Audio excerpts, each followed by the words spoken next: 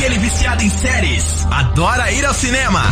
Nós também. Conheça agora o programa feito pra você, cinéfilo e louco por séries de plantão. Está no ar o Claquete, com muita informação e um papo descontraído. Você ficará por dentro das suas últimas novidades de séries e filmes mais bombásticos do momento. Curta as teorias mais mirabolantes das suas séries e sagas preferidas. E entre na maior nostalgia com as trilhas sonoras que marcaram a sua vida. Pegue a sua pipoca e fique bem relaxado, porque o Claquete está começando. Eita, que hoje a emoção vai rolar, eu já estou super arrepiado aqui. Muito boa tarde, pessoal, aqui é o Vinícius Nunes, estamos começando mais um Claquete, hoje super especial. Você que é fã de anime e tá ouvindo nossa trilha de fundo, vai entender já o que a gente vai falar hoje, hein? Bom, eu sou o Vini Nunes e estou aqui com essa equipe maravilhosa do Claquete, formada por André Cru e Ed Persona. Boa tarde, pessoal. Boa tarde, Vini. Boa tarde, galera. Eu sou André Kroll e eu queria abrir esse programa gritando um cólera do dragão, mas não me deixaram. Boa tarde, galera. Boa tarde, pessoal, ouvintes do Claquete. Boa tarde, ouvintes da Rádio Pânico. Boa tarde, André, Vini, Marcelo. Hoje um programa especial, muito especial para todos que viveram aí os anos 80, os anos 90. É como o Vini falou, estamos tentando segurar a emoção aqui, porque tem um cara muito fera aqui do lado da gente, galera. Exatamente. Fala, Marcelo. E aí, galera, tudo bom? Então, estamos no ar aí, então, Claquete já, né? E é um momento histórico para nós, é um momento histórico. Daqui a pouco nós vamos já vamos apresentar o nosso entrevistado aí. Cara, eu vou só complementar o que o pessoal falou já. A emoção é grande. Hoje eu vou reviver meu momento de criança. Então acho que, continua aí, Vini, porque senão daqui a pouco quem vai chorar aqui sou eu. Olha só, hoje vai ser um dia de muita emoção. Um dia muito especial para todos aqueles que tiveram as suas infâncias vividas nos anos 90. Hoje nós estaremos batendo um papo com um cara que foi responsável por muitos momentos de alegria vividos nessa época. Momentos esses em que brincamos e também a gente se emocionou muito, hein? Se você não conhecia, vai passar a conhecer e vai entender o tamanho da importância desse cara na nossa infância. Vamos nos emocionar e lembrar juntos de momentos inesquecíveis da TV brasileira que marcaram o passado e que hoje é uma memória bem gostosa. Como já dizia Mário Quintana, a saudade é o que faz as coisas pararem no tempo. Por isso, hoje a gente vai convidar você para parar no tempo, porque estamos aqui com ninguém mais, ninguém menos que Eduardo Miranda. Ele foi chefe da divisão de cinema da extinta Rede Manchete, lembram? Pois é, e ele é considerado como o pai dos animes, porque graças a ele tivemos a oportunidade de ver aqui no Brasil obras como Os Cavaleiros do Zodíaco, que a gente está ouvindo a trilha aqui, e muitas outras obras do gênero, além dos tokusatsus. Vamos bater um papo então com esse cara que é uma lenda importante na era de ouro da Rede Manchete, ele que desligou literalmente a luz da Manchete pela última vez. Eduardo Miranda, boa tarde. Olá, pessoal, olá, queridos amigos e queridos ouvintes aqui da Rádio Pânico, né, do programa Claquete. Gente, que honra, que privilégio poder estar aqui com vocês. A abertura de vocês já me emocionou, vocês estavam falando em chorar, eu estava quase chorando aqui também, porque é muito bacana, né, quando passa o tempo e a gente vê que o legado, o trabalho que a gente desenvolveu, que era uma coisa fria, uma coisa, né, apenas colocada no ar, e vamos ver o próximo produto, ainda mais numa emissora complicada como era a TV Manchete, tenha tido um eco desse tamanho. Então, gente, muito obrigado por vocês me receberem aqui mesmo, espero que vocês curtam muito, principalmente os ouvintes. Rapaz, deixa eu enxugar minhas lágrimas aqui, que eu tô em condição emocional. Que susto! Pula pro próximo aí, rapaz. Deu 3 tipos de infarto diferentes um do outro até agora. Deu infarto do miocárdio agora, só faltava essa. Que é uma honra realmente ter o Eduardo aqui. E vocês sabem que eu sou um cara muito prático, assim, então o meu negócio eu já vou com arrebento logo. Então eu já quero direcionar logo a primeira pergunta pra gente começar esse bate-papo, que eu tenho certeza que vai ser muito gostoso com o Eduardo e tudo mais. Eduardo, conta pra mim um pouquinho da tua carreira, cara. Como foi o contexto em que você chegou na Rede Manchete, pra gente entender até que a gente chegue no ponto em que veio a oportunidade de trazer os tokusatsu e animes pro Brasil e tudo mais? Bom, então vou começar aproveitando um bordão da televisão que é "senta que lá vem a história".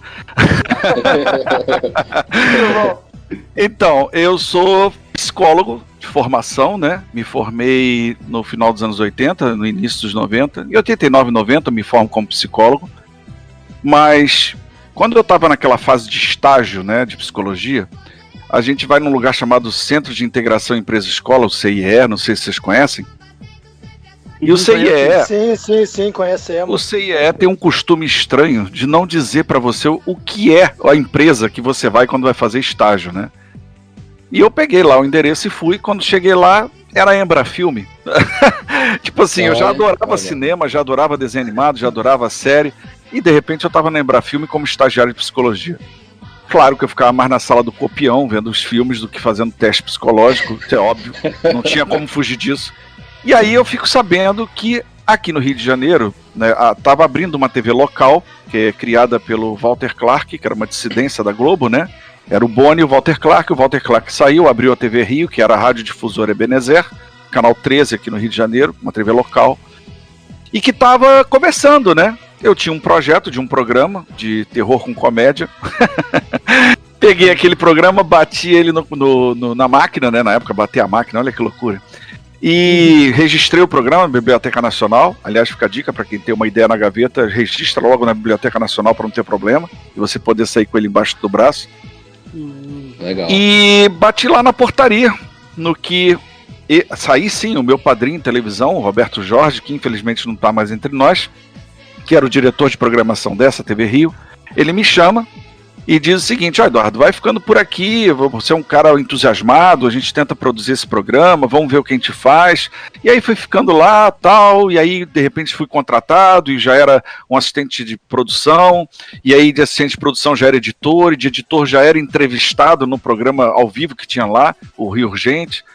E depois já era o produtor, e já era um cenógrafo, já dirigia. Quer dizer, na TV Rio foi uma verdadeira faculdade, uma verdadeira universidade de radialismo. Lembrando que nessa época, né, nos anos 80, finalzinho, estava na transição entre você precisar de um terceiro grau ou não para tirar um registro como radialista, jornalista e etc. E eu consigo o meu registro de radialista justamente antes da necessidade de um terceiro grau.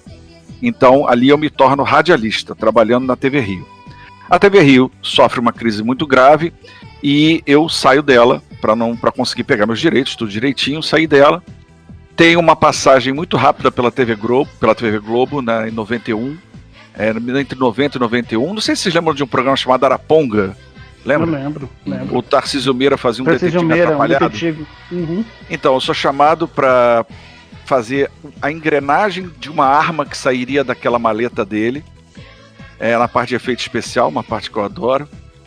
E fiz esse trabalho, né, lá na TV Globo, foi muito rápido. E em 91 ainda, eu vou para a TV Manchete, chamado por esse meu padrinho, Roberto Jorge, que me coloca na divisão de cinema, trabalhando com Wilson Cunha, o crítico de cinema, que era o diretor da divisão de cinema na época, meu antecessor, né? Vocês lembram do Cinemania? Cinemania, que era um programa de cinema lá da Manchete, apresentado pelo Wilson Cunha. Não lembro. Sim. Não lembro. Então, Eu lembro vagamente, desse programa. Aí o que eu faço? Eu chego na divisão de cinema como editor da programação dos produtos da divisão de cinema, que, lembre-se, divisão de cinema lida com todos os enlatados de uma televisão, tá? Então, o que é editor de uma divisão de cinema da programação? Você vai pegar, por exemplo, né, quando eu chego na Manchete, isso é bom ficar bem claro, porque às vezes as pessoas confundem. Já existia Jaspion, Giban, Jiraiya, Changeman, Flashman, Black Kamen Rider, Cybercops, Spilvan, que é o Jaspion 2. A Patrine existia, mas ainda não tinha sido exibido direito. Quer dizer, todo o Lion Man branco, todo esse bojo de tokusatsu já existia na Manchete. Tá? Então, o meu mérito é o caso a renovação desses. Tu tá falando que já existia na programação. Já existia na programação. Quando eu entro na TV Manchete, esses tokusatsu já existiam. Entendeu? Então o que acontece? Só fez uma reformulação da apresentação desses tokusatsu. Né? Quando eu assumo a divisão de cinema, sim, como aí sim o gestor da divisão de cinema, eu mostro o meu interesse em que essas séries continuem na casa. Certo? Então vamos lá, o que acontece? Eu passo esse tempo, até 93, né, sendo editor. Então o que é o editor de programação? Você tem, por exemplo, uma comercialização muito grande na televisão. Então você tem vários breaks, onde você vai botar muita propaganda. Então vamos usar o Jaspion como exemplo. Eu pegava o Jaspion, sentava na ilha de edição, ele tinha um break. Aí eu tinha que abrir mais um break, ficando 3 blocos, né? Ou eu tinha que abrir 3 breaks, ficando 4 blocos, o que era uma loucura. Ou então a comercialização estava muito baixa, não podia nem ter um break, ele ia direto. Então a função era essa, era montar ele da maneira que a programação precisava para ir para o ar. O enlatado, né? Seja a série, a minissérie, o desenho animado, o filme, todos os enlatados da casa. Alguma pergunta? E como foi, Eduardo, quando você recebeu Cavaleiros do Zodíaco assim na sua mesa e você assistiu provavelmente um piloto? Imagino que chegava para você pilotos, aí você avisava, né, se ia ser legal colocar no ar. Como que foi quando o Cavaleiros do Zodíaco chegou para você? Então, Vinícius, como tá próximo, eu vou fechar esse ciclo, tá? Ah, tá, tudo bem. Então, o que acontece? Eu de editor, eu tô ali editando essas séries, e em 93 a Manchete tem a primeira grande crise dela. Ela praticamente toma é o impacto no iceberg, né? O Titanic não afunda, mas tomou aquela porrada no casco. Então, o que acontece? Os principais diretores, eles vão e saem da casa. Eles não querem ver o que vai acontecer, né? Eles já saem. E quem estava ali dentro teve que assumir as direções, e para mim ficou a divisão de cinema. Então, quando sentei ali na cadeira da divisão de cinema, a minha primeira providência foi entender o que eu tinha nas minhas mãos. Então, o que eu tinha nas minhas mãos? Eu tinha toda a herança desses tokusatsus maravilhosos, que davam boa audiência para a Manchete, o público era muito fiel. Então, para mim, eu só entendia que os masters do Lion Man branco não estavam bons. Então eu descartei, pra mim era descartável, entendeu? Não precisaria. Tá bem, porque o Lion Man era feio pra cacete. Mas você sabe que tem um público bem fiel ao Lion Man. E aliás, dizem que ele é um dos mais, assim, que fala mais a linguagem, né, dessa... O roteiro dele é um dos mais bem feitos. Isso é uma coisa que eu já ouvi bastante de certos otakus. Mas, infelizmente, a Manchete não estava mais podendo reinvestir. Então ela dizia assim: olha, se tá bom, se não tá bom, sai fora e a gente parte para outra coisa, a gente vê o que a gente pode fazer. Então, os melhores masters ficaram, e aí eu tive que trabalhar com os desenhos que eu tinha na casa, que eram desenhos bem velhos. Eu cheguei a mexer em Patrulha Estelar, em Piratas do Espaço, em Doraemon, isso tudo anime, né?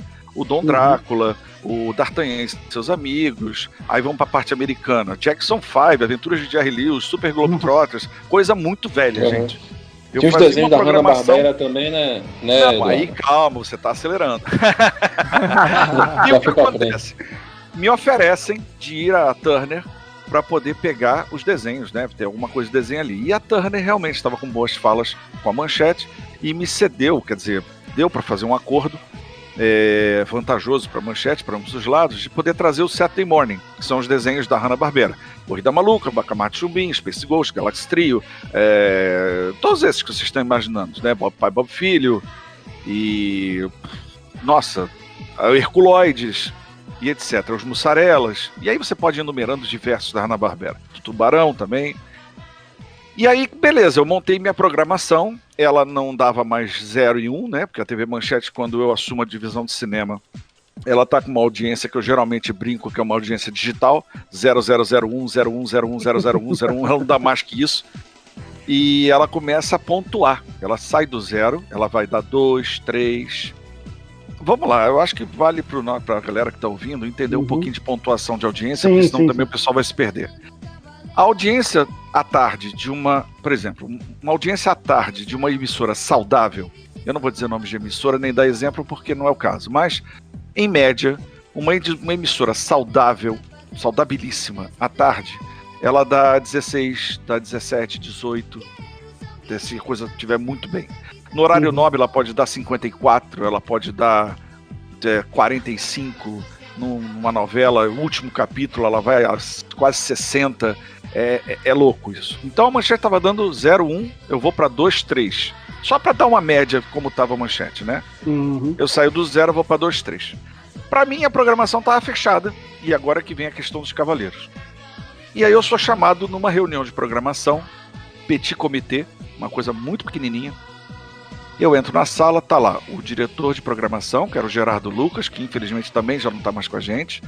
O diretor comercial, o meu querido Osmar Gonçalves, que sim, ele é o responsável por trazer Cavaleiro para dentro da Manchete, porque foi através dele, o contato dele, né, os contatos, a pesquisa dele, a prospecção dele, ele consegue trazer o produto para ser avaliado na Manchete.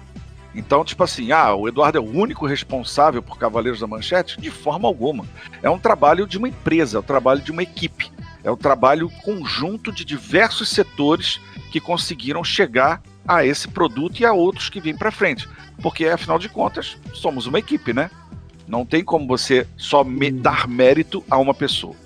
Porém, ele tá lá e tá lá a pessoa da Santoy, que eu não me lembro o nome dela. E dele, né? Então, eles me colocam na frente de um monitor e é dito pra mim assim: Eduardo, olha só, esse aqui é um produto novo que tá vindo por aí, que tá fazendo o maior sucesso por onde passa, e chegou aqui até a gente, através do Santoy e tal, e a gente quer que você dê uma olhada, porque é um contrato vantajoso, e ficaram explicando aquilo tudo, beleza, bota aí pra eu ver. E aí, cara, começa a passar na minha frente um promo, não era trailer, não era episódio, não era nada, era um promo, que é um cola-cola de imagens, e um cola-cola de imagens sem diálogo, com uma música horrorosa, só cena de batalha, sangue, corte, fura-olho, corta-pulso, enfia a mão no coração, e gente morta andando num lugar estranho, e grito, e voadora na cara. Eu fiquei olhando aquilo ali assim, aí eu olhei pra cima, pra cara do diretor de programação, do tipo, oi? Peraí. Aí beleza, eu vi aquela tortura durante 15 minutos, se eu não me lembro, foi 15 minutos ou 10 minutos, uma tortura, tá, gente?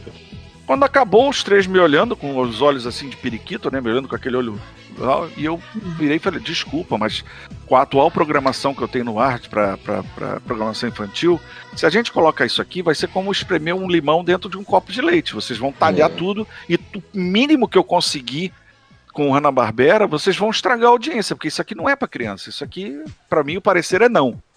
De cara, eu mandei um não redondo. Pô, foi um mal-estar horroroso, o diretor de programação virou, foi pra cadeira dele, o outro comercial coçou a cabeça, o cara da Santoy ficou meio sem jeito. Aí, claro, né, começaram o panos quentes. Pô, Eduardo, pensa direito. Isso aí, cara, pode ser uma boa pra gente.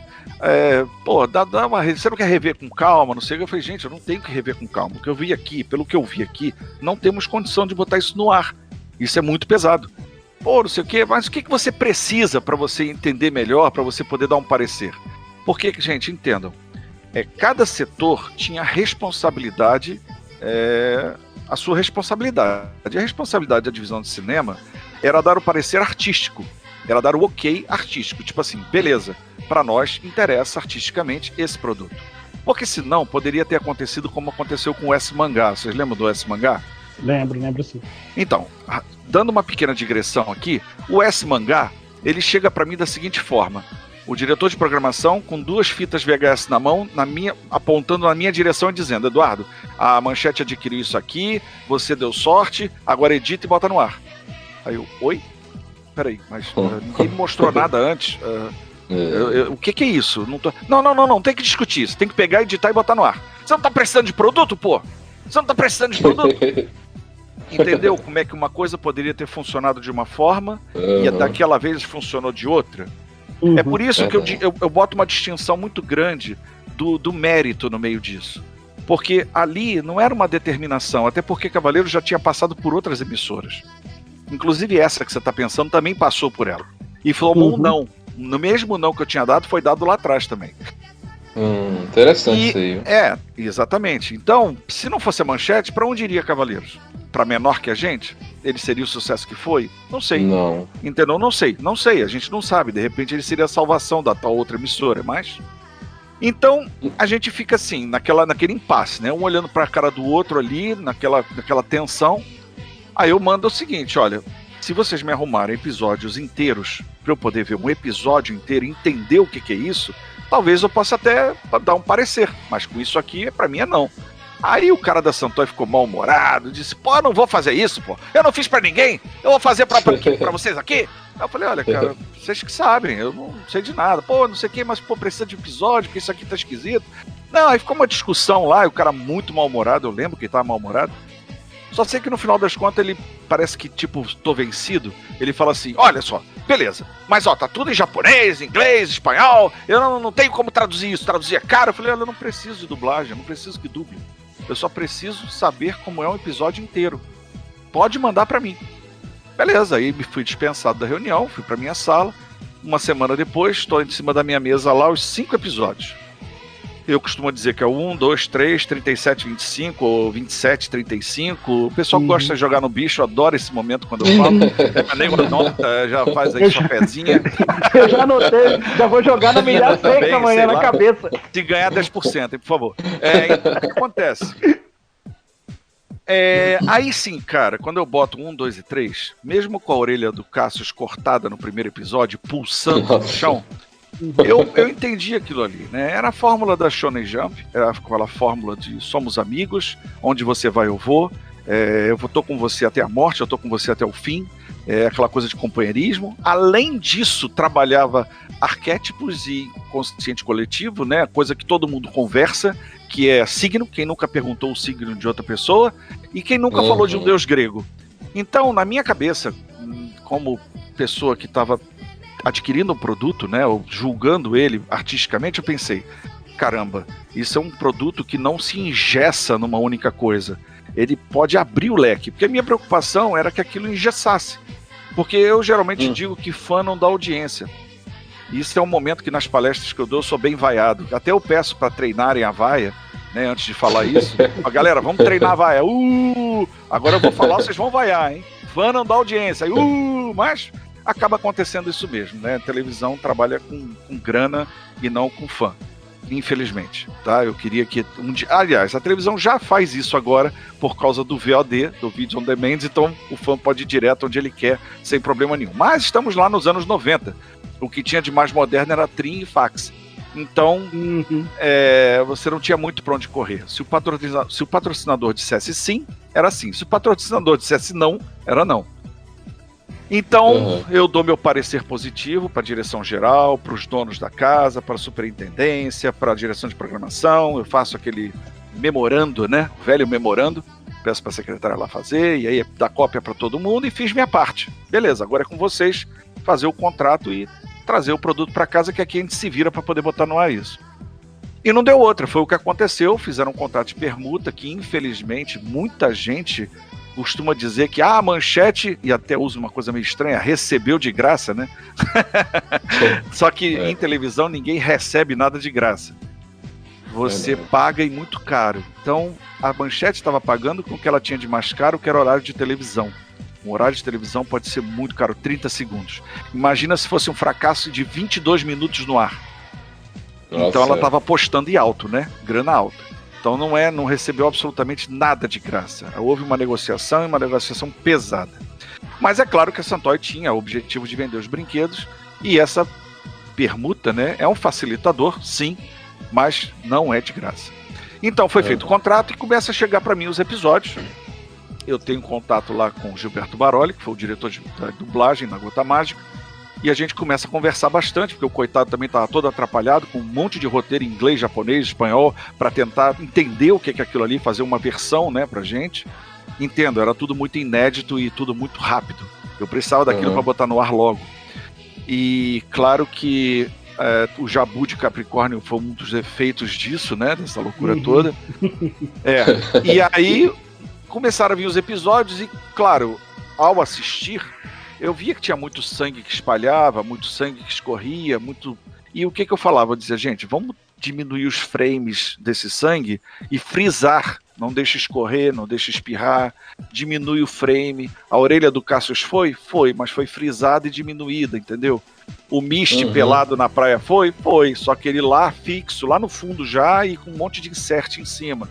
Pra quê? Pra gente poder ter esse produto no ar sem cortar ele. Eu nunca acreditei no corte. Eu acho que você pode fazer uma edição cirúrgica e poder manter o produto máximo fiel para o fã no ar, né? Isso é importante. Não vilipendiar como foi feito com Naruto e One Piece. A versão, aí já falando em épocas de classificação indicativa, né? Aí também já na Globo, eu tive a oportunidade de viajar para uma feira internacional de desenhos animados, de animação, e aí tive acesso, foi um dos primeiros a ter acesso a Naruto e One Piece. Só que o original para nós não daria mesmo, por causa da classificação indicativa que já estava implantada, e a versão alemã, que tinha o mesmo problema da gente, que foi reformulada no produtor, né? Quer dizer, cigarro vira palito, foguete vira bala, aquela coisa toda do One Piece, e o Naruto totalmente cortado, literalmente cortado. Eu falei assim, não adianta, porque eu vou pegar uma coisa que o fã não vai gostar e depois também pode esbarrar na classificação indicativa. Pra que eu vou tocar nisso? Então não adiantou nada. Então voltamos pra manchete. Então Cavaleiros, ele segue esse caminho. Cavaleiros, todo mundo acha que meteu no ar, foi sucesso. Não foi. Eu recebi muito telefonema do tipo, e aí teus cavaleiros, hein? E aí teus cavaleiros? Aí eram meus cavaleiros, né? Beleza. Enquanto não era filho sucesso, feio não né? tem pai. Filho feio não tem pai.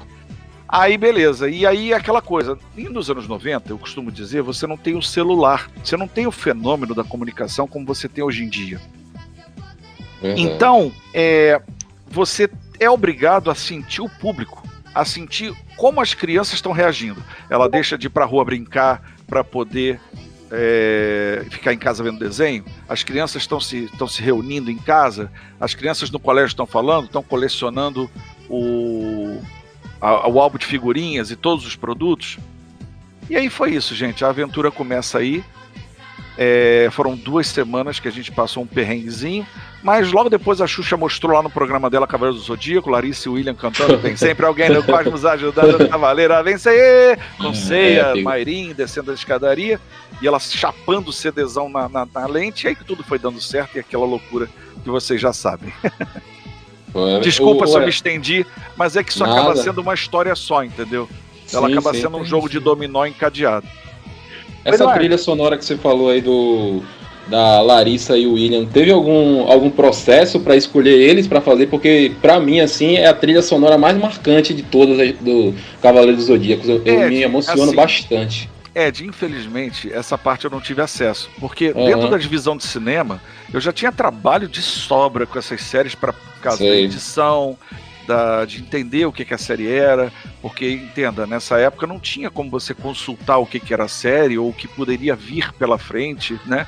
Então já era uma preocupação enorme, tinha que ver os contratos, tinha que ver o que estava acabando, o que podia ser exibido, tinha cinema, tinha série, minissérie, era uma infinidade, porque a divisão de cinema toda. Então, infelizmente, nessa parte, tanto da dublagem como das músicas, eu não tive acesso. Tá bom. Agora, o Eduardo, e essa história do Beto Carreiro aí, isso é lenda urbana, cara? Beto Carreiro? Tem um consenso, uma conversa muito grande aí no meio, de que o Beto Carreiro teria tido uma influência em trazer esses produtos aí, sobretudo os tokusatsus aqui pra Rede Manchete. Como você mesmo contou pra gente, quando você chegou lá, o negócio já tava, entre aspas, andando, avançando, né? Você só fez o ótimo adendo de colocar, de renovar tudo e deixar por mais tempo pra casa aí. Mas chegou ao teu conhecimento, assim, de alguma influência do Beto Carreiro em trazer esses produtos pro Brasil? André, é assim, se eu te disser que eu nunca ouvi essa história, é mentira. Sim, eu já ouvi uma coisa de Beto Carreiro, mas eu nunca me aprofundei nela, entendeu? Eu nunca entrei nesse mérito. Eu ouço essa história, acho super legal, mas isso é de um período que me antecede. E no caso, eu não tenho absoluta referência para poder dar dados mais concretos em relação a isso. Mas que eu já ouvi essa história, eu já ouvi. Eu já ouvi essa lenda urbana também. Pois é. No caso, você acha que... Você falou aí que antes de você ser o diretor da divisão de cinema ali da Manchete, você já era um fã, né? De tokusatsu, de desenho e tudo mais. Você acha que isso aí foi importante ali na sua decisão final ali para pedir um episódio inteiro do Cavaleiros, essa sensibilidade que você teve, acho que um outro cara não teria, né? Muito pelo fato de você ser um fã, de você ter acreditado no produto que estava ali sendo exibido, e também perguntar se o Cavaleiro do Zodíaco já era bem aceito em outros lugares fora ali no Japão, fora do Japão. Ed, é aquele negócio. O que é bom para os outros pode não ser bom pra gente. Então, ele ter feito sucesso na Espanha, ter feito sucesso no México, nos Estados Unidos, no Japão, não importa. Esse é um dado que, para o profissional de televisão, ele tem que analisar o mercado dele. Porque se ele apostar no mercado exterior, ele vai estar dando um tiro no escuro. Em alguns momentos ele vai acertar, em outros não. A questão de eu ser um fã, e sou mesmo, sou um fã de televisão, de desenhos animados. Eu comecei vendo... Nossa, aí vou me entregar legal. Eu comecei vendo National Kid, Fantomas, Robô Gigante, Vingadores da Galáxia, né? Vingadores... Isso. Aquele robô dourado com cabelinho estranho. Exatamente. Uma estranho, deixa loira lá. É tipo um He-Man, né, robô, mas sei lá. Então, também teve Ultra Seven, que eu adorava Ultra Seven, que ele soltava aqueles bichinhos na cápsula. Aliás, que a primeira formatação de Pokémon deve ter sido aquilo, né? Ele tinha umas cápsulas que ele soltava um monstrinho, mas vamos lá.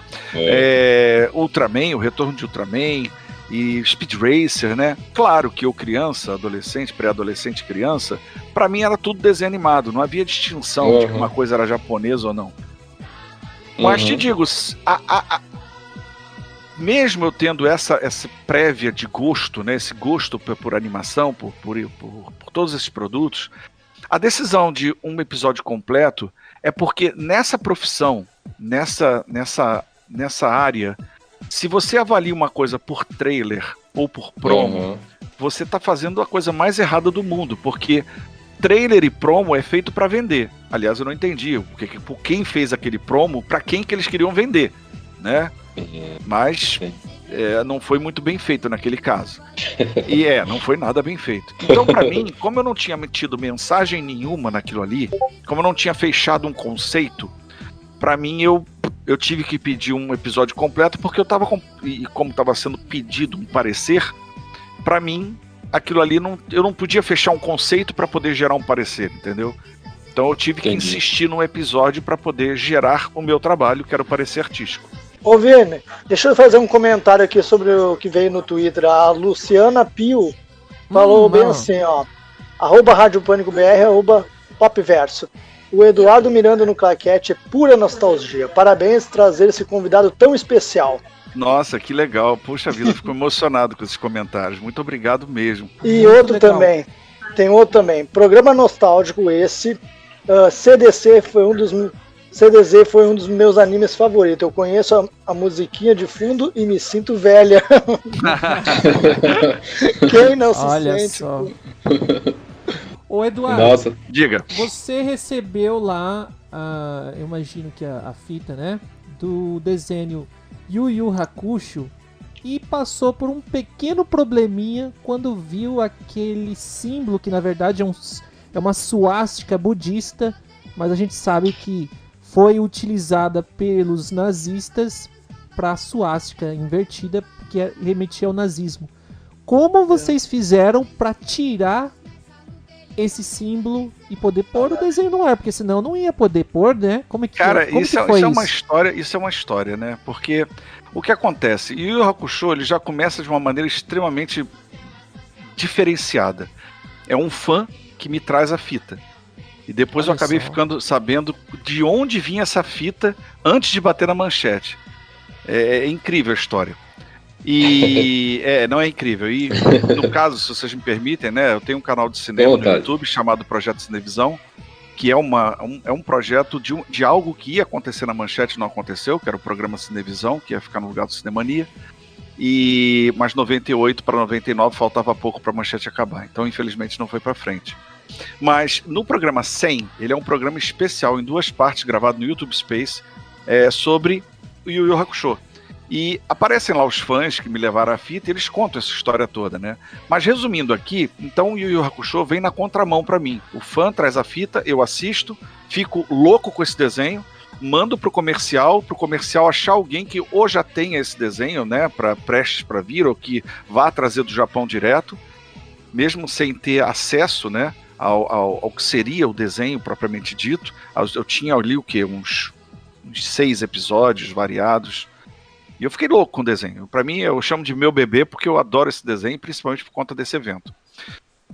Resumindo a história, tem aí o queridíssimo Marco Ribeiro, dublador, né, que foi diretor de dublagem, que decidiu a dublagem, porque ele pensou como eu pensei, quer dizer que Yusuke Urameshi e companhia tinha esse jeitão carioca, esse jeitão malandro de ser, cheio de gíria. Então, ele fez ele conseguiu reunir esses dubladores sensacionais e fazer esse roteiro magnífico que marcou uma época essa dublagem, né? Eu Totoguro, para o bonde que Isabel caiu, tu é 2, mas não. Tu é 2, mas. Como é que é? Tu é grande, mas não é 2. Tu é grande, mas não é 2. Rapadura é doce, mas não é mole. Rapadura é doce, mas também não é mole, não. Canta na área. Então, quer dizer, isso deu todo um sabor a Yu Yu Hakusho. Né? O Marco Ribeiro é o cara que ele decide essa maravilha. Eu lembro do telefonema dele comigo. Ele falou assim: Eduardo, posso usar gíria? Eu falei: cara, você pode usar o que quiser, só não usa palavrão. O resto você pode usar o que você quiser. E aí, beleza, tivemos essa maravilha, essa dublagem clássica. Então, o Yu Yu Hakusho vai pro ar sem maiores problemas. Ele herda a audiência de outros desenhos que já estavam no ar, se saindo bem. E ele, por si só, começa a dar bem. E aí entra num arco de batalhas, que eu acho que aquela mestra Genkai, ela começa a fazer umas batalhas para saber, né, para escolher os lutadores. E até nessa batalha tem um monte de cameo appearance de personagens do Street Fighter, né? Tem um monte de coisa legal. Só que entre eles tem um cara chamado Kazemaru. O nosso amigo Kazemaru, né? Beleza, mas vamos deixar isso de lado. Vamos lá. Eu tô com o desenho no ar e aí numa quarta-feira eu sou... a secretária de mim: Eduardo, a superintendente está te chamando. Conversar com você. Na época era Jaqueline Capeller, filha do Jaquito, né, Capeller, que era o dono, praticamente. E eu vou lá, todo feliz, né? Opa, só vai ser elogio e tudo mais. Ela, muito séria pra mim, vira e fala: Eduardo, olha só.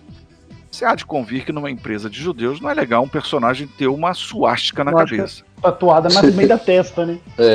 Aí sabe quando você tem aquele gelo no corpo? Você gela teu corpo de cima a baixo? Aí você pensa assim: opa, peraí. Mas calma aí, peraí. Aquilo ali é uma cruz hindu. Não, Eduardo, olha só. O negócio é o seguinte. Esse desenho vai sair do ar. Então você busca uma janela, tenta cortar isso de alguma forma, busca uma janela, segunda-feira ou quinta-feira, ela queria que saísse o mais rápido possível. Arruma uma janela para tirar do ar e substituir o desenho. Cara, aquilo me revoltou tanto, mas de uma maneira tão grande, porque o Shurato já tinha passado lotado, batido com essas cruzes hindus, porque tudo ali, toda a estátua tinha uma cruz hindu daquela, e ninguém tinha falado nada. Mas até tá numa estátua e tá tatuado na testa de uma pessoa diferente, né? Mas tudo bem, beleza. Eu entendi a posição e concordei plenamente na hora. Pra mim não tinha dúvida. Eu ia tirar o desenho do ar. Mas eu pensei assim: peraí, nós temos tecnologia pra isso. Cara, porque é impossível a gente matar um desenho inteiro por causa de um detalhe como esse. Aí eu falei assim pra ela: olha só, Jaqueline, se eu tirar essa cruz da testa dele, eu posso continuar com o desenho? Ela olhou pra mim sério e falou: peraí, mas como é que você vai fazer isso? Não, Jaqueline. Se eu tirar essa cruz da cabeça dele, eu posso continuar com o desenho? Ela falou: Eduardo, a cabeça é sua. Se eu ver de novo no ar, você vai sofrer consequências e já era. Aí eu falei: beleza.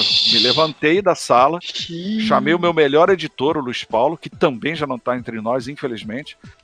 Aí falei: Luiz Paulo, cara, olha só, vamos para a melhor ilha da casa. Solicitei a melhor ilha da casa, era um suíter, né? Não era nem uma ilha, era uma coisa cheia de efeito especial. E aí cheguei lá e falei o seguinte: olha, cadê aquela coisinha que a gente cria uma marca d'água na tela? Que é aquilo que a gente bota assim, primeira parte, segunda parte, o nome do filme, prólogo, lembra? Que antigamente tinha. Antigamente era feito por uma maquininha. E aí tinha um joystick para você posicionar esse nome na tela toda, né? Onde você quisesse. E eu sentei com ele, a gente conversando com o técnico da máquina, ele, e a gente chegou a uma conclusão, que se a gente fosse frame a frame e levando o joystick, acompanhando o personagem, porque o que acontece? No anime, o background ele se move mais do que o próprio personagem, e isso ajudou muito a gente. Tanto que se você quiser brincar de soco do Shiryu, você na hora do banho levanta, bota o chuveiro bem forte e vai levantando a mão devagarinho na frente do chuveiro, você vai brincar disso. Eu sei que muita gente hoje vai ficar brincando disso e amanhã ficar batendo na porta do banheiro: meu filho, sai desse banheiro! Mas é pra brincar de soco do Shiryu, hein, gente? Pelo amor de Deus. Vamos lá. Então, o que acontece? Cara, começou a aventura, a gente... Claro, antes disso, eu tive que saber aonde este cara sumia da série ou se ele não sumia da série. Porque isso seria decisivo pra mim.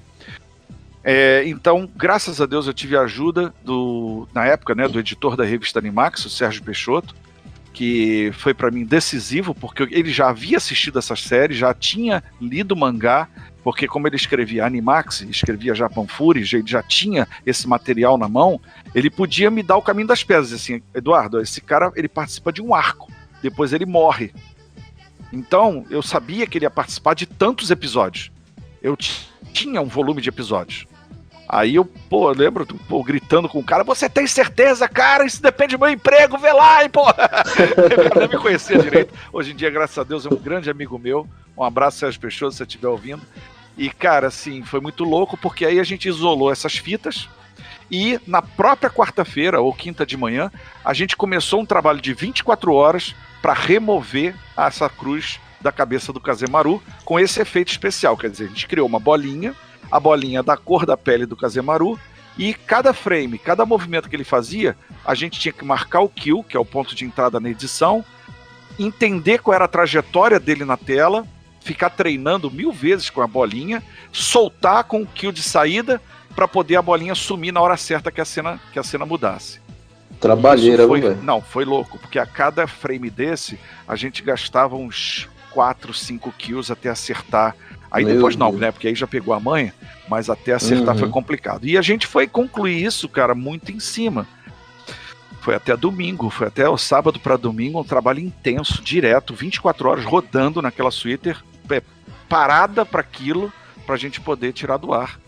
Pra gente não poder tirar do ar o Yu Yu Hakusho, continuar a série e tirar essa cruz horrorosa da cabeça dele.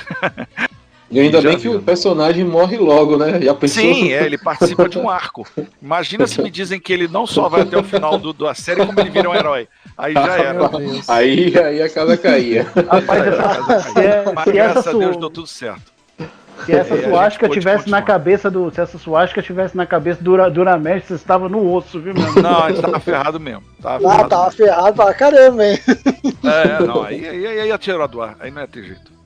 Ô, Eduardo, tira uma curiosidade pra mim. Você tocou no assunto aí do Churato aí no meio dessa sua explicação toda aí, muito bacana. O Churato era um produto bem aceito pela audiência, assim, na época? Olha só, quando o Cavaleiros começou a repetir, e, claro, era o sucesso que era, né? Chegando a dar 2 dígitos pra gente, chegando a dar 12, 13, audiências fantásticas de pico, né? Que é aquele momento em que ele dá uma audiência pico de 16, quase 17. Caramba. Não, foi louco. Até de dentro da TV Globo, eu tive o imenso prazer, né, de ouvir um dos diretores executivos virar pra mim e dizer assim, cara, tu não sabe o trabalho que você deu pra gente com esses cavaleiros. Eu por fora fiz aquela cara de paisagem, né, mas por dentro eu tô...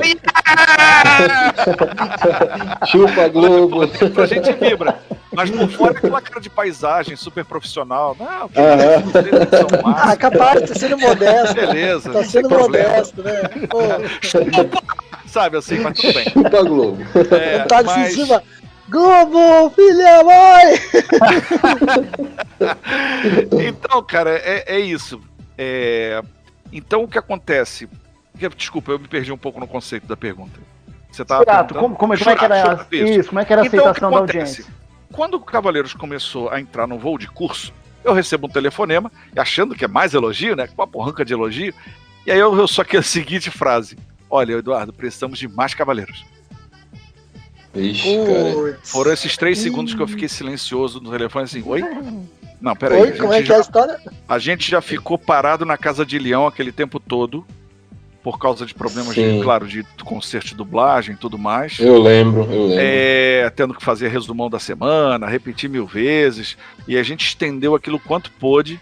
E eu pensei, não tem como chegar no Masami Kurumada e dizer, garotão, vambora aí, velho. Vamos desenhar aí, pra tu ir poder animar. Vambora aí, mandar e fazer boneco, vambora, xará. Não tinha como fazer isso. E aí, claro, a demanda do comercial, né? O comercial começou a gerar produto pra mim, porque aí eu falo, gente, eu preciso de produtos parecidos com Cavaleiros. E aí o comercial prontamente, não, tá aí, Eduardo, vou mandando fita pra mim, eu avaliando fita, até que eu cheguei ao Samurai Warriors e ao Cavaleiro, e ao Shurato. E eles, claro, dentro da cultura de samurai e dentro da cultura hindu, eles eram cavaleiros, né? Então, pra mim, na minha cabeça, eram as opções mais válidas, era a opção óbvia pra eu colocar no ar. E, sim, eles tinham uma boa audiência. Entendam uma coisa, nenhum desenho da Manchete teve uma audiência como Cavaleiro do Zodíaco. Cavaleiro do Zodíaco foi a maior audiência que a TV Manchete já teve no horário em desenho animado. Seguido, se eu não me engano, do Yu Yu Hakusho e do Super Campeões, se eu não me engano. Eram os três grandes ali. O Shurato e o Samurai Warriors, eles tinham momentos na trama, na saga deles, e que tinha uma boa audiência, tinha uma audiência muito satisfatória, ou então uma audiência média que era também muito satisfatória pra gente. E é isso, a história deles é uma história conjunta, né? Eles chegam juntos para poder trazer para as crianças mais cavaleiros, né? Mais a ideia de cavaleiros. E é isso. É interessante. Não tem muito glamour, entendeu? Porque é trabalho, é só, assim, é uma questão meio fria de trabalho. O patrocinador quer, a demanda do público quer, você arruma, bota no ar. Deu certo, deu, não deu certo, você tira. Como no caso foi Sailor Moon. Eu pensava que o público feminino estava precisando de público feminino. O melhor produto oferecido para mim tinha sido Sailor Moon. Claro, as informações aí com o tempo eu já me informava, né? Eu já sabia onde colher a informação. Só que, infelizmente, Sailor Moon eram poucos episódios para conquistar o público de fato. E a gente sabe que o início de Sailor Moon, o clássico, ele não é tão movimentado, tão de batalhas e guerras e tudo mais. Ele é bem feminino, né? Então ele não aguentou, o fôlego dele não aguentou, foram 3 passadas e depois ele teve que sair. Tive a oportunidade de exibir National Kid, aquele meu do passado, lembra de quando eu era criança? Eu tive a oportunidade de botar no ar National Kid e o Ultraman, no que eu me dei extremamente mal, porque um produto em preto e branco na tarde não era grande coisa, mas foi o que Cavaleiros me proporcionou, né? A confiança da casa de poder pegar produtos e botar no ar. Mas sim, você estava me perguntando sobre Shurato. Shurato é isso, ele teve um voo de curso legal, ele não foi ruim. Aliás, se eu não me engano, ele dava pouca coisa a mais que o Samurai Warriors, ele agradava mais. Agora a gente falando dos sucessos aí, né? Cavaleiros, Sailor Moon e o Yu Yu Hakusho. Quero te perguntar se você aí, durante o período que você ficou na divisão de cinema, se você recusou algum produto que depois você se arrependeu, que fez algum tipo de sucesso em outra emissora. Não. Recusar não. Eu tive na mão e não pude ter. Como, por exemplo, antes de Yu Yu Hakusho, o fã também, né? Tinha me falado de Dragon Ball. E eu pensei assim, opa, Dragon Ball é a boa, vamos nessa. E aí não dava, porque Dragon Ball era um outro tipo de contrato. Eles não faziam o contrato por permuta. Era um contrato de direitos de exibição. E a Manchete não estava nessa. E um outro em 98, que foi Pokémon, que, puxa vida, tava tudo certo. Já tinha até anunciado, Pokémon tava na minha mão, pronto, fechou. Aí eu cheguei em casa, o William Bonner começa o jornal. Boa noite. Hoje, 750 crianças do Japão tiveram um ataque epilético por conta de um desenho chamado Pokémon. Aí o telefone começou a tocar, Eduardo, reunião amanhã de manhã, chega cedo. E aí cheguei lá na reunião, era reunião na direção geral da casa. Olha, Eduardo, você vai falar pro jornal que esse desenho não vai pro ar pela Manchete. Garanta aos pais e mães, os responsáveis, que ele não será exibido pela gente. Deixa estar que eu já tinha recebido o telefonema do distribuidor dizendo que o episódio 39, o tal 39 lá, que ele me dizia, já tinha sido consertado, que estavam investigando, que esse efeito estroboscópico, que nem foi o coitado do Pikachu não, foi um outro bicho lá. Não foi o Pikachu não. Foi, aí também já tinha sido consertado, mas não adiantou, cara. Eles não cederam. E aí são quando a emissora diz tipo não, é não. Quando diz a emissora não, é não. E aí a Record pegou e se deu bem. Puta que pariu. Mas será que foi algum boicote? Alguém vazou que vocês iriam pegar o Pokémon? Não, sei lá. Eu acho que é tipo assim, uma emissora que está se reestruturando, ela não vai querer dar um passo errado, né? E ela não quis arriscar. Ela não quis arriscar. A Manchete não quis arriscar e eu te digo, eu não tiro a razão dela não. Eu falo boicote por parte do Jornal Nacional, será? Não, né? Não, de forma alguma. Isso foi um fato, isso notícia, aconteceu. Né? Isso aconteceu. Que coincidência horrível. Foi horrível. Tem a matéria do jornal até hoje aqui. Foi horrível. Caramba, velho. Eduardo, e essa passagem pela longa de 13 anos que você teve pela Rede Globo de televisão, cara? Como aconteceu aí e o que você destaca? Completamente diferente, tá? Na TV Manchete, eu sou o diretor da divisão de cinema, eu tenho poder de vida e morte lá. Na TV Globo, eu sou porco e parafuso, porque lá, fora o símbolo, ou quem eles querem que literalmente brilhe, é porco e parafuso. Não tem uma expressividade. Só tem expressividade quem é para ter expressividade na tela ou uma coisa assim, um evento. Então lá dentro eu saio, quer dizer, vamos lá, aí acaba a manchete, eu sou o último a apagar a luz, né? O último a sair a apagar a luz, eu apago a luz, literalmente, uma história muito triste. Eu nem sei se eu quero que vocês querem que eu conte aqui, mas eu vou pular isso. Não, a história é rápida. Era o último dia da TV Manchete como TV Manchete. Eu só estava no andar, eu e o diretor de programação, porque só podia entrar a gente para manter a televisão no ar, para, claro, todos os trabalhadores receberem seus direitos trabalhistas, porque se a emissora saísse do ar, perdia a concessão e aí os direitos não estavam garantidos. Então a gente entrava para ficar botando o produto da divisão de cinema, que é o último bastião, né? É a última, que é o produto enlatado, é o que já está pronto. E aí ficava botando no ar aquilo para manter. E aí no último dia, porque o dia seguinte a TV Ômega, né? No caso chamava TV Ômega, antes de chamar TV Rede TV, ela ia entrar e dividir o prédio em dois. A massa falida e o RH da TV Ômega. E foi uma coisa horrorosa. Então nessa noite anterior, o diretor de programação, ele sai da sala dele, que lá era tudo de vidro, né? Eu via ele lá, ele apagou a luz dele, pegou a malinha dele, veio na minha porta, bateu e falou: Eduardo, acabou, vambora. Eu falei: pô, acabou mesmo? Falei: acabou, vambora. Aí quando eu apaguei minha luz, o andar inteiro ficou escuro e não existia mais a TV Manchete. Então, nesse momento, o que acontece? Eu não espero nada, eu vou no RH e digo: olha, eu tô com 4 férias atrasadas, eu quero férias.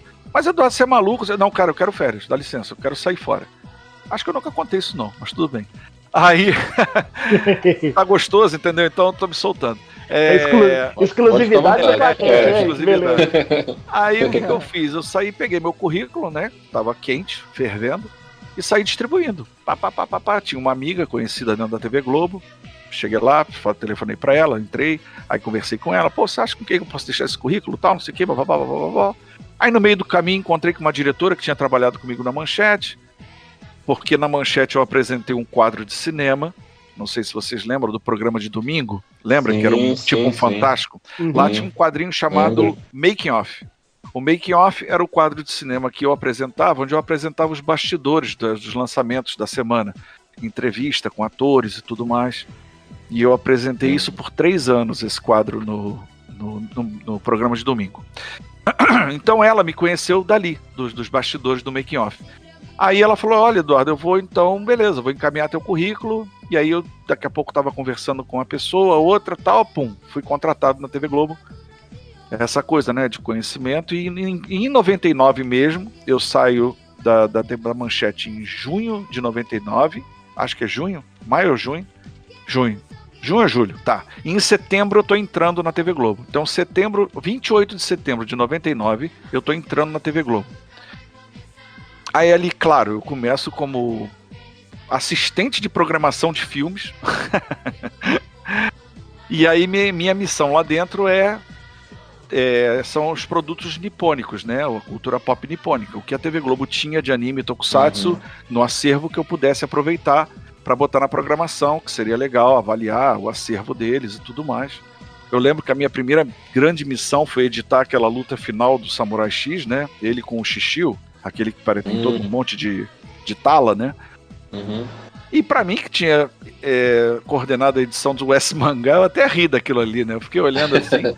Aí essa história é engraçada. Aí o operador, né? O cara meio sem paciência. Aí ele sentou, aí eu falava assim: vai. Aí para, kill. Aí, tá, beleza. Agora vai. Para, kill. Ele, opa, mas já? Já. Não deixa isso aqui escorrer, não. Frisa. Não, agora bota slow. Para, frisa, corta. Pô, cara, não, vambora, cara. É assim que faz. Porra, Deus que me perdoe. Não sei o que. Começou a reclamar e foi 4 horas de edição pra fazer aquela sequência. Quando chegou o cara pra render ele, Ou ele falou assim, porra, pelo amor de Deus, cara, tira esse mala daqui, pelo amor de Deus. E o cara que chegou ficou com os olhos regalados olhando pra mim. E eu olhando pra cara dele, do tipo, pelo amor de Deus, não fala nada, cara. Não fala, pelo amor de Deus. Aí ele falou assim, rapaz, tá reclamando, tu sabe de quem você tá do lado? Pá, de quem que eu tô do lado? Do presidente? Não, porra, esse cara que trouxe cavaleiros. Aí ele, o quê? Pô, jura? Eu falei, não. Sabe assim, Príncipe de Nova York, quando ele tá lá naquela... quando ele tá vendendo lá hambúrguer e o cara vem ajoelhando. Eu falei, tipo assim, não fala. Não faz isso. Não faz isso. Pelo amor de Deus, não faz isso. Aí o cara se pediu desculpa, mil perdões, sei que babau, que tinha sido uma honra, assim, se eu queria editar mais com ele. Eu falei, gente, pelo amor de Deus, esquece essa história. Agora é outra camisa. Começa a babar teu ovo do nada, né? Mas, tipo assim, coitado, o cara não tinha bola de cristal pra saber, né? Claro. Mas aí, foi uma história muito engraçada essa, porque aí depois o cara que ficou falando comigo, aí já era o contrário, eu não conseguia trabalhar porque ele não parava de falar. E o cara, agora é outra história, vamos acabar essa edição aqui, pelo amor de Deus. E aí foi isso, na TV Globo eu tirei do acervo, né, que eu gostava muito, o Zatipel, que eu adorava o Zatipel. Eu tirei o Hantaro, Super Pig. Hantaro, eu lembro. Monster Rancher. O Inuyasha já estava no ar.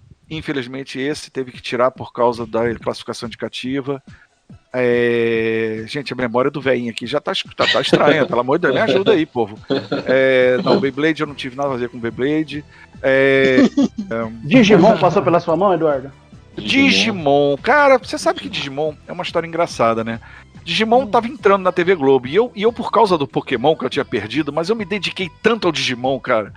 Tanto ao Digimon, mas foi assim uma força que eu fiz ali junto. Mas realmente, Digimon também participei, aí sim, das outras temporadas, né? A gente chegou até Digimon Tamers, se eu não me engano. E esse sim, foi uma reunião que eu tive com o CEO da Toei Animation, foi uma reunião muito legal. Quando você vê o poder, né? Você vê assim aquele stand da Toei e o cara na tua frente aqui. Nossa, louco.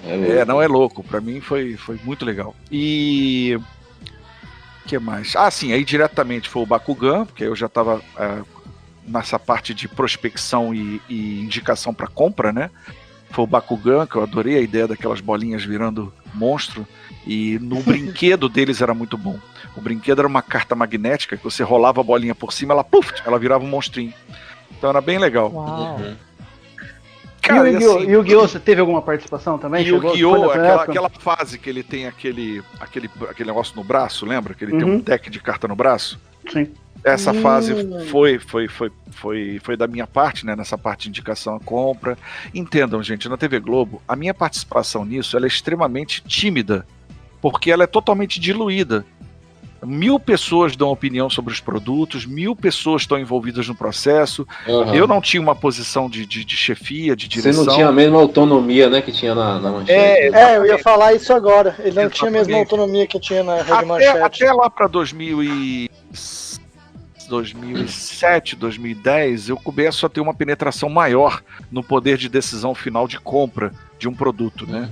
Na parte, eles me colocaram mais como responsável da programação infantil, e aí eu comecei a ter mais penetração nessa coisa de compra. Mas mesmo nessa função, ninguém ali mete a cabeça para fora do balde. É impressionante. Eu sei. Ninguém. Pode ser um diretor executivo, como pode ser um boy, não adianta. É todo mundo dentro do balde. Não tem essa de você se sobressair. Não, eu costumo dizer que trabalhar na TV Globo, pra mim era assim. Pensa num liquidificador, tá? Cheio de água. Você pega um peixinho dourado, bota ali dentro e liga. O peixinho dourado tem que nadar pra lâmina não pegar ele. Durante a parte da manhã. Também. Aí você desliga durante 2 horas pro almoço, você joga a comidinha, o bichinho come, tadinho. Depois você liga mais até o final da jornada, desliga, você vai dormir e volta pro liquidificador. É praticamente isso. Trabalhar na TV Globo. Senão também tu tinha que pisar em ovos na Rede Globo. Muito, porque entenda uma coisa, a TV Globo, como empresa, ela é a melhor empresa que eu já trabalhei na minha vida. Ela é sensacional. Benefícios, cuidado com o funcionário, treinamento. Se eu pedir uma série de desenhos do leste europeu, em 3 dias estava na minha mesa. Não tinha essa, cara. O limite do teu trabalho é a sua capacidade como profissional. Fecha aspas. É isso, cara. Só. Lá é nada. só isso. O problema lá é administrar pessoas. Esse é o problema. O problema da TV Globo são as pessoas. Esse é que é o problema. Porque tem pessoas que se tomam de uma... Sei lá, eu não sei, cara, eu não sei, mas é difícil. Ao administrar egos, administrar vaidades, administrar pessoas, isso é o mais difícil na TV Globo. E quem consegue isso é um vitorioso e vai subir muito lá. Agora, quem não consegue isso, cara, é só complicado. É só mais um e não. Você volta muito infeliz pra casa. Pode estar certo disso. Deixa eu fazer uma pergunta, Eduardo, que agora foge um pouquinho do tema dos animes. Em relação à parte do Tokusatsu ali, deixa eu falar de um que eu acho que é um dos que eu mais curti, eu peguei bastante ali. A questão do Cybercops, como é que foi fazer ali? Porque os gráficos, a parte de efeitos especiais deles era muito ruim. Vamos ser bem sinceros, muito ruim. Como era trabalhar com esse tipo de programação aí? Então, o Cybercops já estava na emissora quando eu chego. Ele é a herança, né? Aliás, vale uma pequena digressão de novo. Eu associo o sucesso de Cavaleiros à boa base que nós já tínhamos com os Tokusatsu. Então, os Tokusatsu que já existiam na TV Manchete desde os anos 80, ele formou um terreno muito fértil para que Cavaleiros pudesse nascer ali, para que ele pudesse vingar. Porque ali já juntava a galera da cultura pop nipônica, entendeu? Então, o Cybercops, na verdade, não tinha muito o que fazer, porque o produto era aquele, o produto tinha boa recepção, o pessoal gostava, a galera... Eu gostava, ninguém ligava para esses efeitos especiais, que sim... Isso. Eu adorava. Eu era um que gostava. De chroma key, né? Eu era um que... Croma que nem eu tava falando. Eu era um dos que gostava dos efeitos, independente se era bom ou ruim, eu gostava. E como ele era um pouco mais novo, o master dele estava ótimo, então para nós exibir, o distribuidor fez circo dos Cybercops e permitiu os personagens por aqui e tudo, ele era bem badalado, sabe? Então foi uma herança boa da gestão anterior Cybercops, foi bem legal. Mas vou falar para vocês assim, ó, eu pessoalmente, ó, a gente assiste hoje, a gente vê que é tudo muito cafona, né? É tudo muito brega, as lutas são bem mal coreografadas, mas eu adoro até hoje, sabe? Eu tinha medo do Satan Ghost, que nada mais é que o Darth Vader de saia, velho. Entendeu? Mas olha, eu acho ótimo, assisto até hoje, não tô nem vendo. Ô, Eduardo, falando da Rede Manchete, cara, o que você acha que a Rede Manchete representou? Vamos olhar no cenário nacional. O que você acha que a Rede Manchete representou em termos de cultura pop para essas gerações aí que tiveram infância e adolescência nos anos 80 e 90, cara? Olha, eu vou mais longe que isso. Eu digo que a TV Manchete ela representou o vanguardismo na televisão brasileira. Ela tinha programas que hoje em dia você vê na TV a cabo. Você vê programas... Visionária. Visionária. Você tinha programas extremamente sofisticados para poder até valer a máxima do TV de primeira classe, né? E novelas que simplesmente... Pantanal, ela é um marco, né? Ela é citada em qualquer... Nós estamos completando aí os 70 anos da TV brasileira, né? E ela é um marco dentro do que é se fazer telenovela. Eu lembro de conversar com um produtor da época, né? E, cara, o que eles passavam de câmera quebra, tinha que ter outra câmera e cai tudo dentro d'água e tinha que rever tudo. Assim, os bastidores de Pantanal é muito louco, cara. É a coisa... É bem complicada aquilo ali. Então, mais do que só me resumir aos desenhos animados, que também acabaram sendo vanguardistas, né? No caso do Cavaleiro do Zodíaco, que é o primeiro produto desse tipo que vem para o Brasil, onde eu acho que é isso, ela representa o passo além, não só da forma de conteúdo, como a forma técnica, porque ela foi a primeira emissora que você pegava o sinal digital pelo rádio. Aqui no Rio de Janeiro, pelo menos, se a gente colocasse lá no finalzinho do dial, a gente pegava ela um som digital pelo rádio e você podia fazer a primeira forma de home theater na sua casa. Se você tivesse o som ligado ao rádio, à televisão, você ligava ali o rádio alto, baixava o volume da televisão e você tinha um baita de um som sincronizado. Não tinha delay. Era muito legal. e ela também teve muitos filmes, assim, foi muito vanguardista nesse... Eu não digo na minha fase, porque eu, a partir de 93, já pego uma TV Manchete que bateu no iceberg, né? Já combalida. Então, ela tem sim o sucesso com Cavaleiros e outras programações, como novelas, especiais, o jornalismo, que foi sempre muito respeitado, mas nada comparado ao início dela, ali ao meandre dos anos 80, né? Então eu acho que ela foi um marco na TV brasileira como vanguardista. A inovação de tudo que se tinha. Verdade. Eu sem saudosismo nenhum, eu acho que até hoje isso se torna unanimidade para quem viveu a época ali, né? Acho que a Rede Manchete é a rede de TV aberta que acho que nunca vai ser, não vai ser mais, até porque a gente vê que o futuro da televisão é bem diferente do que era antigamente, mas não vai existir uma rede de TV para ter uma grade de programação como foi a Rede Manchete. Eu falava com os meninos aqui no intervalo que a Manchete foi a babá de muitos da gente, né? A gente parava na frente da TV e ficava o dia todo, porque a programação realmente era muito boa, né?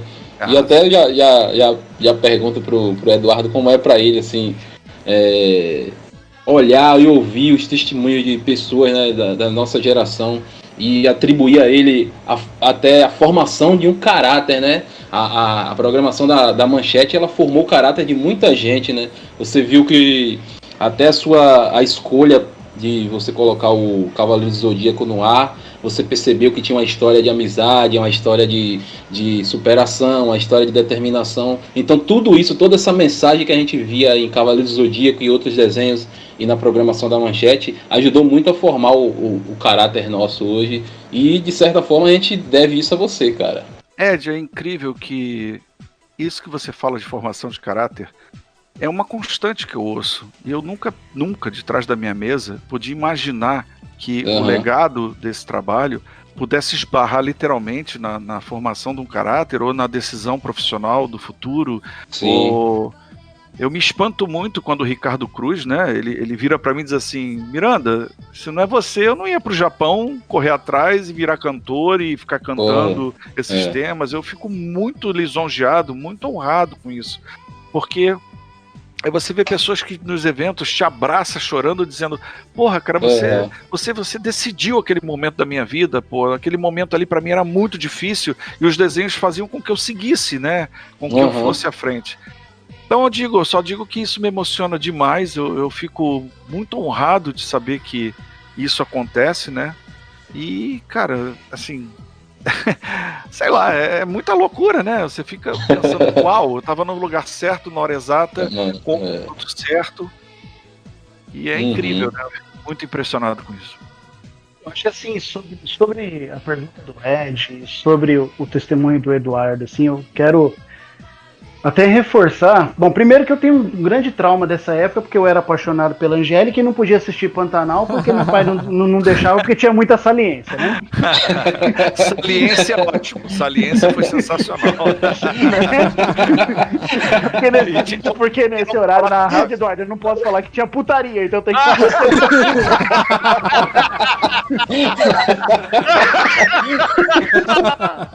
Não, isso que ele fala, tá perto do... Ele tá perto do chefe. Vamos voltar pra saliência. Assim, sabe, essa ele fala isso sendo que tá perto do chefe, né? Ó, ele tá perto do chefe, fala saliência. Mas isso aí na outra semana nós vemos. Vamos lá. Então o negócio é o seguinte. Foi uma época assim pra mim, eu era muito moleque, sabe? Foi uma época muito difícil pra mim, uma época que a minha mãe... Ela teve câncer de mama, um câncer assim, extremamente agressivo, que abalou muito a família da gente. A gente era uma família muito pequena. Eu, meu pai, minha irmã mais velha e minha mãe. E minha mãe vivia em hospital, meu pai não podia parar de trabalhar, minha irmã tinha que ficar com ela, eu era muito novo, tinha toda aquela preocupação, pô, o André vai ficar com quem? Não tinha com quem o André ficar, e o André ficava com o Clube da Criança, o André ficava com o Cavaleiro do Zodíaco, o André ficava... Cara, é emocionante, cara. É emocionante isso aí. Ficava, assim, com a televisão, sabe? Então, assim, hoje todo mundo fala, não, mas One Piece é melhor que Cavaleiros, Dragon Ball é melhor que Cavaleiros. Naruto, Charuto e Boruto são melhores lá que Cavaleiros. Legal, gente, pode ser melhor, eu não discuto isso, sabe? Que gosto, acho que tem público pra tudo, mas assim, a minha memória afetiva não me deixa pensar num produto, quando se fala em anime, que seja melhor do que Cavaleiros, pelo que ele representou pra mim na minha vida. Então, Eduardo, cara, de coração, obrigado, velho. Ah, cara, que isso. Nossa, você tá realmente mexendo comigo aí com essa história, esse depoimento. Não, na boa, eu fico muito emocionado com isso, porque... Opa, agora vocês me pegarem. De lá, a gente não tem noção do que vai acontecer, cara. É trabalho, né? Trabalho. Cavaleiros, quando teve que sair do ar, ele saiu do ar. Já não dava mais. Eu recebi malotes e malotes xingando minha mãe até não poder mais.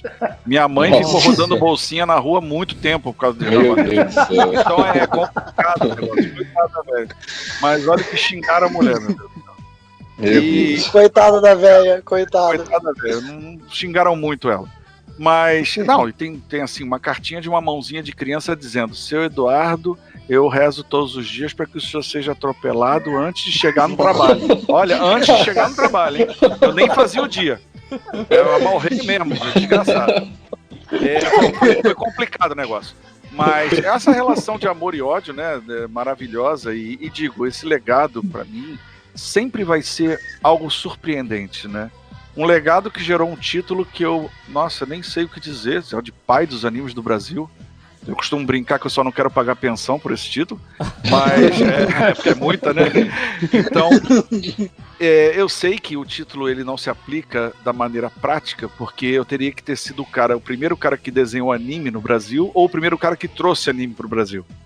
Porém, eu acredito que ele se aplica a essa rádio Animix, né? Na época, no Rio de Janeiro, em São Gonçalo, teve um evento, eles me pediram uma chamada, e aí eu fiz a chamada e eles no YouTube colocaram: o pai dos animes do Brasil faz uma chamada do evento tal. E isso foi duplicando, foi virando uma loucura na internet, todo mundo só me chamava disso.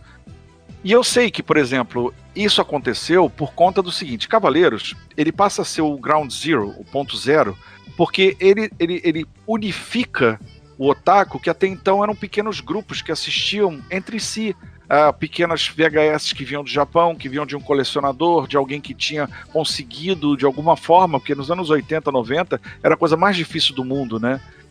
E Cavaleiros não pega só o otaku, ele não pega só o fã, ele pega o Brasil, ele pega novos fãs, ele pega pessoas que nunca tinham visto desenho japonês, mas que passaram a acompanhar aquela aventura, curtiam aquilo ali. Então ele passa a criar um mercado em relação a isso. Um mercado de brinquedos, um mercado de grupos musicais, dublador virando celebridade,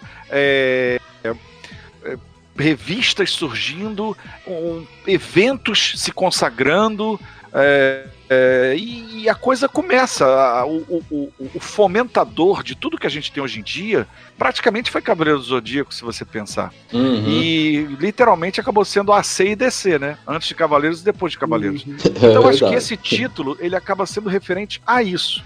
E eu, claro, eu agradeço e abraço, porque presente dado não se olha os dentes e é falta de educação recusar. Então, cara, assim, eu acho muito legal, mas digo, eu sei que o legado do meu trabalho como Eduardo Miranda sempre vai ser maior do que qualquer coisa, porque é o que me falam, né? É o que me dizem, e é o que eu posso retornar como testemunho do trabalho que eu fiz na época. Então, é isso. Gente, deixa eu ler um tweet aqui rapidinho. Tá, pode falar. Luvibai, ela disse o seguinte: o próprio Digimon foi um anime formador de caráter.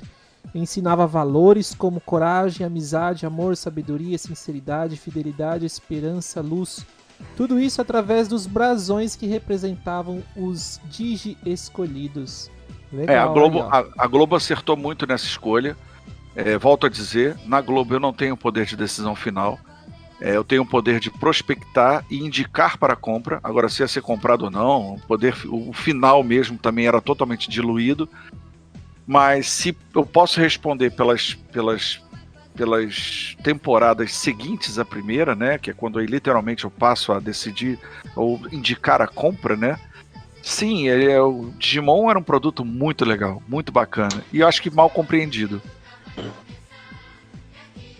Eduardo, deixa eu te perguntar, tu tocou na questão dos eventos de anime Como é que era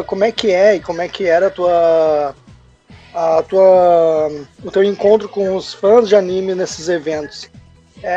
Eu vejo porque o pessoal que é fã mesmo, talvez não conhecia a pessoa por trás de todo. Agora sim, hoje em dia conhece, né? Mas nos primeiros eventos, assim, como é que foi a associação? O Eduardo foi o cara que trouxe, ajudou, formou a trazer os animes e principalmente a nova leva de tokusatsu pro Brasil. Cara, Pode falar, pode falar. Marcelo, essa é uma pergunta engraçada, porque isso é uma coisa tão característica que acontece. Eu chego num evento, ninguém olha pra mim, ninguém sabe quem eu sou. Aí alguém fala assim: Eduardo Miranda, o cara que trouxe Cavaleiros. Aí começam as pessoas a ficar olhando assim, sabe? Aí começam a vir, pede autógrafo e tira foto e não sei o que, bababau. É engraçado porque a imagem, ela não fixa, né? E teve alguns momentos assim, até um pouco constrangedores, até a segurança caindo de joelhos para me agradecer, e eu ajoelhei junto dele dizendo: cara, não faz isso, pelo amor de Deus, você vai ser demitido, porra, levanta comigo. E o cara chorando, era um cara, não sei, ele começou a chorar copiosamente, e eu agarrei ele pelo braço e falei: cara, levanta comigo, porra, você é segurança, cara. E tinha um cara, todo mundo já olhando, e o cara muito emocionado. Quer dizer, a galera, eles claro, entendam, né? Tem aquelas pessoas, figurinhas carimbadas de evento, que lota as salas, faz aquela loucura, né? Que são as bandas, os dubladores, os influencers. Mas quando o pessoal ficar sabendo a minha participação nesse cenário, nossa, é uma participação muito honesta, muito franca do fã dentro da minha palestra e durante todo o evento, o carinho ao qual sou recebido e os depoimentos, né? Nesses depoimentos todos. Olha, cara, eu saio de um evento desses com os nervos em frangalhos, de tão emocionado que eu fico. Eu fico tão emocionado que, assim, é uma experiência de adrenalina pura, e essa pandemia tá tirando isso da gente. Tomara que tragam logo essa vacina pra gente poder voltar à nossa vida normal, né? Agora, Eduardo, conta aí pra gente, cara, um pouquinho do teu canal do YouTube aí, um canal muito bacana, que eu inclusive recomendo. E fala pra gente aí dos teus projetos futuros, o que o Eduardo Miranda tem planejado aí pra, assim que o coronavírus estiver controlado aí, porque esse ano de 2020 foi um ano terrível. Beleza, é verdade. Muito obrigado pela oportunidade. Então, eu tenho um canal no YouTube, o Projeto Cinevisão, que ele a criação dele em 2016 vem da ideia de 98, 99, sim, demorou muito tempo até eu centrar minha cabeça e entender que eu poderia fazer isso pelo YouTube. Eu tinha um programa pronto para se ir ao ar, né? Foi até no jornal anunciado, já tinha cenário, planta baixa, tinha tudo pronto para ir pro ar, o Cinevisão. E o que acontece é que, claro, a manchete acaba, eu não consigo fazer esse programa, e em 2016 eu penso, não, eu posso lançar algo que não é o Cinevisão, mas é o Projeto Cinevisão. É aquilo que é o conceito, né? Eu posso falar de cinema, desenho, cultura pop, nerd, geek, otaku, memória da TV. Então eu criei esse canal, o Projeto Cinevisão. É legal esse desenho. Muito bom. O Projeto Cinevisão, para que eu tivesse essa penetração com o fã, para eu poder falar com o público, já que eu sou crítico de cinema desde praticamente o início dos anos 90, né? O primeiro filme que eu critiquei na televisão foi A Mosca 2, então imagina. Imagina. Me entregando geral, não tem jeito não. Mas vamos lá. Então, para mim é um prazer muito grande ter esse canal, porque, é claro, eu posso desenvolver aí sim essa parte de crítico de cinema, eu posso falar com o fã direto sobre os animes, tokusatsu e as séries que estão aí vindo, né? E claro, agora por conta da pandemia, como as cabines de imprensa só agora estão voltando, né? Cabine de imprensa, para quem não sabe, é quando o jornalista vê o filme antes de todo mundo para ele poder fazer a crítica, antes do lançamento. Então, como não estava tendo as cabines de imprensa, eu pensei, bom, para o canal não parar, porque ele se alimentava principalmente disso, né? Do lançamento do final de semana, eu criei umas lives nos sábados, às 8 horas da noite. Sábado sim, sábado não, né? Todo sábado, ou quase todo sábado, tem uma live de 4 horas, ou 2 horas ou 4 horas, né? Que a gente fica conversando sobre temas variados. Eu, às vezes, dou um tema, às vezes digo que é variado, e a gente conversa. Quer dizer, na verdade, é um grande encontro de amigos, É um papo aberto, às vezes até peço pizza pra comer enquanto faço a live. Quer dizer, tipo assim, Fica bem à vontade, né? 4 horas de live eu vou ficar sem comer? Como é que é isso? Imagina, não tem como. Não há estômago que aguente também, né? Não. Quem for o gordinho aí vai me entender. Não tem jeito. Certeza, tamo junto. É isso aí, tamo junto. Tamo junto. Então é isso, o pessoal se diverte bastante, o pessoal tem gostado. E desde já eu deixo o convite para vocês fazerem parte do canal também, se inscreverem, todos vocês que estão ouvindo, todas as pessoas que tiverem acesso aqui ao programa, está feito o convite, né, para vocês se juntarem ao Projeto Cinevisão. Vai ser uma honra muito grande. Com certeza vocês vão encontrar muitas surpresas da época da Manchete lá, principalmente o vídeo de abertura, né, o vídeo de apresentação, onde eu conto sobre o Cinevisão, e lá tem o piloto perdido do Cinevisão, do programa que ia para Manchete. Nós fizemos um piloto nos estúdios da TV Manchete, eu apresentando, e montamos esse piloto que era para a direção geral entender o que seria o programa. Então é um produto da Manchete original que ninguém nunca viu. Tá lá disponível no canal, é o vídeo da apresentação, tem 36 minutos, sendo que 25 minutos é o piloto. Então antes eu só conto até chegar o porquê daquele programa, né? É isso, gente. Muito obrigado pela oportunidade de poder falar. Tem também, claro, 2 perfis no Instagram, quem quiser seguir, que é o Projeto Cinevisão, tudo junto, @Projeto Cinevisal, né? E o Pai dos Animes do Brasil, pra galera poder identificar e saber onde eu tô, tá lá também. E fora isso, pode me encontrar nas redes sociais, que vai ser um grande prazer poder conversar com todo mundo.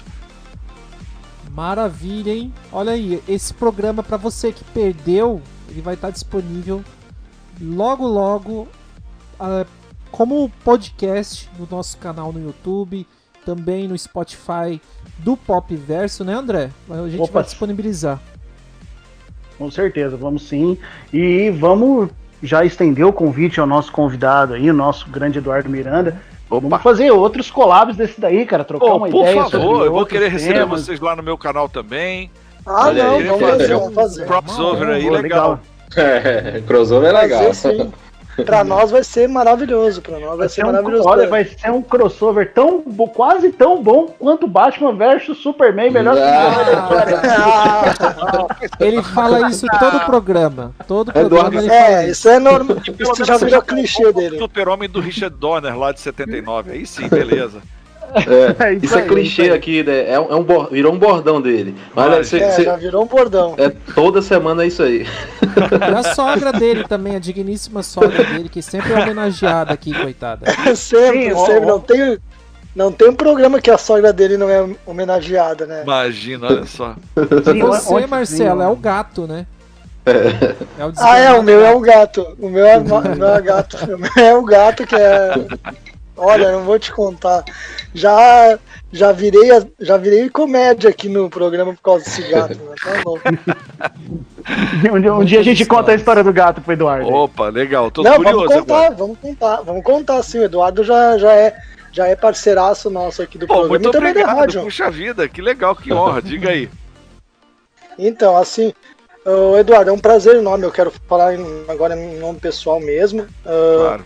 Quero te agradecer muito por ter vindo, aceitado a entrevista, tá?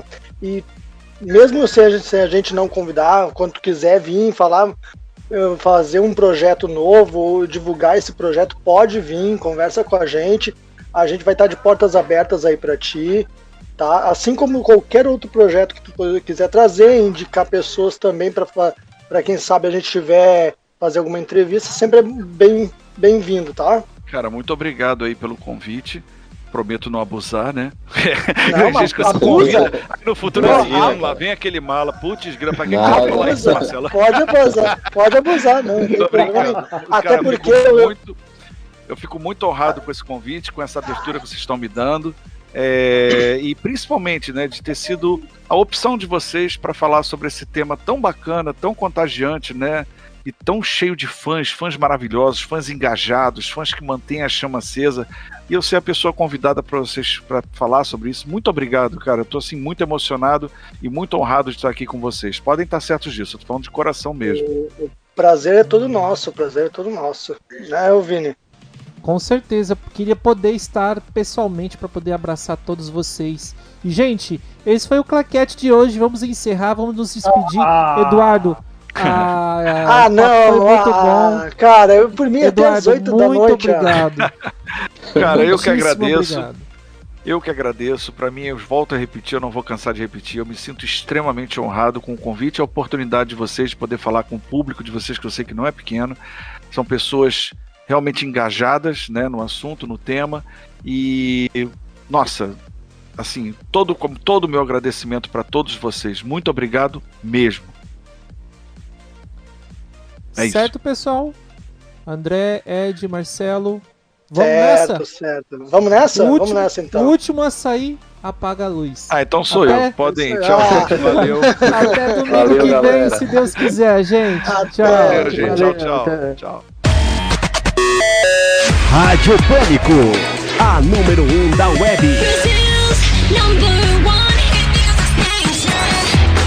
Você está ouvindo Rádio Pânico.